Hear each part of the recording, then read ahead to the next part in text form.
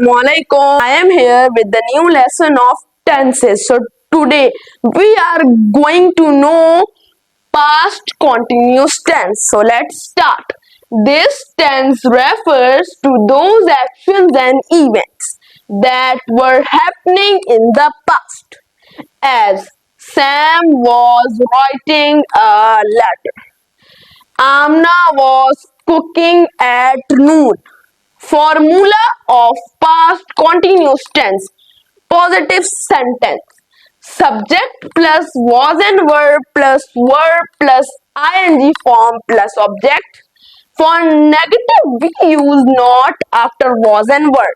For interrogative, we use was and were in the start of a sentence. Now move towards more examples for more clarity. Examples. I was playing with my friends. Negative. I wasn't playing with my friends. Interrogative. Was I playing with my friends? Second.